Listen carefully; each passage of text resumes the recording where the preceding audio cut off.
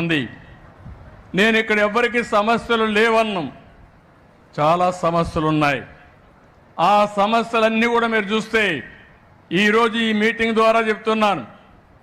ఈ ప్రభుత్వం నేను వస్తానే పేదల పింఛన్లు 3,000 నుంచి 4,000 పెంచాను. ఆ 3,000 కూడా ఎవరిచ్చారు? 200 నుంచి ఒకేసారి 2,000 రూపాయలు చేసింది నేనే చేశాను. అంత మును కూడా పింఛను ప్రారంభించింది ఎన్టీ రామారావు గారు ప్రారంభించారు. ఈరోజు 4,000 రూపాయలు పింఛన్ చేసి పింఛను ఏప్రిల్ నుంచి ఇస్తానని, ఏప్రిల్ నెల నుంచే మీకు పింఛన్ ఇచ్చిన ఏకైక ప్రభుత్వం ఈ ప్రభుత్వం. మీకు ఒక్కరికే కాదు, ఇప్పుడే ఇక్కడ దివ్యాంగులు ఉన్నారు. 3,000 నుంచి 6,000 పెంచాను. 500 నుంచి 3,000 చేసింది నేనే చేశాను. ఇప్పుడు 3,000 నుంచి 6,000 చేశాను. ఇప్పుడే ఇంకో పక్క ఎవరైతే కిడ్నీ పేషెంట్లు కానీ ఇలాంటి వాళ్ళు ఉంటే వాళ్ళకు 10,000 ఇచ్చాం. కొంతమంది ఇంట్లో లేయలేక బెడ్కే పరిమితం అయిపోతే అలాంటి వాళ్ళని మానవతా దృక్పథంతో చేయడానికి 15,000 రూపాయలు ఇస్తున్నాం. ఒక్క పింఛన్లోనే 33,000 కోట్ల రూపాయలు ప్రభుత్వానికి సంవత్సరానికి అవుతుంది. ఈ విషయం మీరు అందరూ గుర్తుపెట్టుకోవాల్సిన అవసరం ఉంది. ఏదేమైనా నేను మేమందరికీ హామీ ఇస్తున్నా, ఈ మీటింగ్ కూడా మనం వచ్చింది స్వచ్ఛ ఆంధ్రప్రదేశ్కి వచ్చాం. ఎవరైతే కాగితాలు ఉన్నాయో అవన్నీ తీసుకుంటా సానుకూలంగా మీ సమస్యలు పరిష్కారం చేయడానికి నేను అన్ని విధాలా ప్రయత్నం చేస్తానని వారందరికీ హామీ ఇస్తున్నా. ఈరోజు ఇంకో పక్కన మీరు చూస్తే ఈరోజు నేను వచ్చిన కార్యక్రమం ఆ పాప ఒక విషయం చెప్పింది, వాళ్ళకి తల్లికి బాగలేదని. అక్కడి నుంచి మనం ఒకసారి ఆలోచిస్తే మన ఆరోగ్యం ఎందుకు ఇబ్బందులు వస్తున్నాయి? మనం తినే తిండి వల్ల, మనం తాగే నీళ్ల వల్ల, మనం ఉండే పరిసరాల వల్ల. ఎప్పుడైతే అపరిశుభ్రమైన ప్రాంతాల్లో ఉంటున్నామో మనం తినే తిండి కూడా ఇష్టానుసారంగా తెలిసి తెలియకుండా తింటున్నామో, అదేవిధంగా సరైన సమయంలో జాగ్రత్తలు తీసుకోకుండా పోయేదాని వల్ల ఒక్కొక్కరికి నేను ఎప్పుడు చూడలేదు కానీ కొన్ని డిసీజులు అయితే కోట్ల రూపాయలు ఖర్చు అయ్యే పరిస్థితి వస్తూ ఉంది. మన రాష్ట్ర బడ్జెట్ అంతా కలిసి 3 లక్షల కోట్లు, 2,60,000 కోట్లే. సమస్యలు పెద్ద పెద్ద సమస్యలు వస్తున్నాయి, కానీ వాళ్ళని చూస్తే బాధేస్తుంది. అందుకే ఈరోజు పేద మధ్యతరగతి కుటుంబాలు సర్వనాశనం అయిపోతున్నాయని అందరికీ కలిపి బడ్జెట్లో పెట్టాను. 2 లక్షల వరకు ఇన్సూరెన్స్ పెట్టి మధ్యతరగతి కూడా ఇన్సూరెన్స్ ఇప్పించింది మొట్టమొదటిసారిగా చరిత్రలో ఫస్ట్ టైం ఇది. ఇంకో పక్కన ఆరోగ్యశ్రీ కానీ సీఎం రిలీఫ్ కానీ కలిపి కొంతమంది అర్హులుంటే 25 లక్షల వరకు సహాయం చేయాలని ముందుకు పోతున్నామని చెప్పి కూడా నేను మీకు తెలియజేస్తున్నా. ఒక పక్క ఈ పనులు చేస్తూనే ఇక్కడ నేను వచ్చింది మీలో ఒక చైతన్యం తేవడానికి వచ్చాను. అది మీరు చూసినప్పుడు స్వర్ణాంధ్ర, స్వచ్ఛాంధ్ర 2047 ఇప్పుడే మిత్రుడు చెప్పాడు హైదరాబాద్ మీరు అభివృద్ధి చేశారని. ఇంకో మిత్రుడు గారు మీరు 78లో ఇదే రోజున మార్చిలో మీరు ఎమ్మెల్యేగా అసెంబ్లీకి అడుగు పెట్టారని చెప్పారు.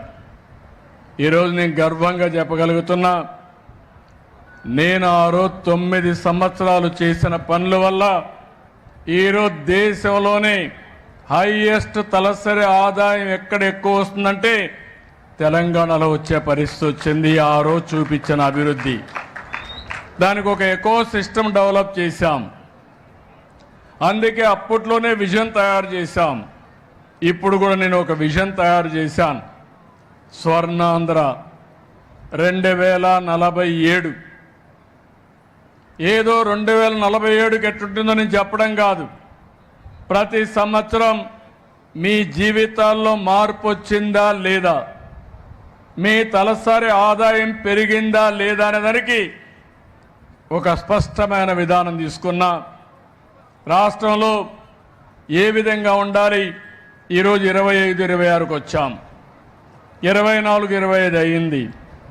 మీ తలసరి ఆదాయం చూస్తే 2,60,000 సుమారుగా ఉంది. కానీ ఇంకో పక్కన చూస్తే దక్షిణ భారతదేశంలో తక్కువ తలసరి ఆదాయం వచ్చే రాష్ట్రం మనది.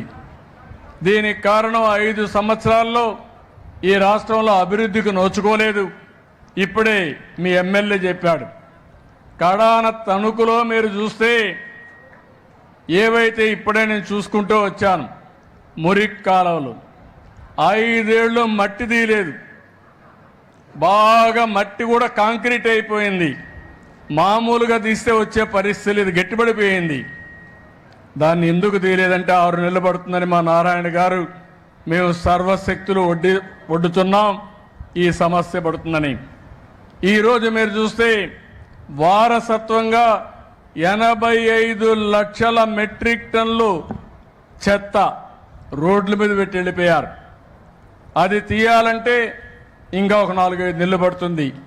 అక్టోబర్ వరకు ఈ పని అయ్యే పరిస్థితి వస్తుంది. అందుకే నేను మిమ్మల్ని అందరినీ కోరుతున్నాను, ఈరోజు స్వచ్ఛ ఆంధ్రప్రదేశ్ కోసం మీరందరూ కూడా కంకణం కట్టుకొని పనిచేయాల్సిన అవసరం ఉంది. స్వచ్ఛత, పరిశుభ్రత, పర్యావరణ పరిరక్షణ కోసం మనందరం ఇంకొక ఉద్యమం చేయాలి. ఒక పక్క స్వర్ణాంధ్ర కోసం మనం ఉద్యమం చేస్తూనే స్వచ్ఛాంధ్ర కోసం మనం ఒక ఉద్యమాన్ని చేయాల్సిన అవసరం ఉందని చెప్పి కూడా నేను మీకు తెలియజేస్తున్నా. ఇంకో పక్కన మన హాస్పిటల్స్ కానీ, విద్యా సంస్థలు, మార్కెట్లు, రైల్వే స్టేషన్లు, పరిశుభ్రమైన భవిష్యత్తు కూడా ఇవన్నీ కూడా మనం శ్రద్ధ పెట్టాల్సిన అవసరం ఉంది. ఇప్పుడే నేను వెజిటబుల్ మార్కెట్ దగ్గరికి వెళ్ళాను. దినానికి 1 టన్ను అమ్మేసిన తర్వాత వేస్ట్ అయిన వెజిటబుల్స్ వస్తాయి. వాళ్ళది మార్కెట్ యార్డ్ నుంచి నేరుగా మున్సిపాలిటీకి ఇస్తున్నారు. వాళ్ళు ఒకసారి తీస్తారు, ఒకసారి తీయరు, రోడ్డు మీదనే పెట్టే పరిస్థితికి వచ్చారు. ఇవన్నీ కుళ్ళిపోతే ఏమవుతుంది? కుళ్ళిపోతే అన్ని రోగాలు వచ్చే పరిస్థితి వస్తుంది.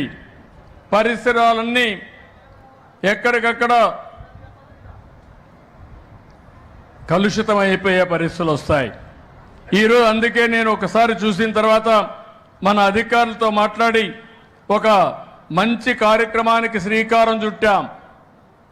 అక్కడే మీరు చూస్తే వేస్ట్ టు ఎనర్జీ కింద కాంపోస్ట్ తయారు చేయడానికి ఒక టెక్నాలజీ వచ్చింది. దినానికి 1 టన్ను చెత్తంతా దాంట్లో వేస్తే కాంపోస్ట్ తయారవుతుంది. దాంట్లో నుంచి ఇంకో పక్క చూస్తే ఒక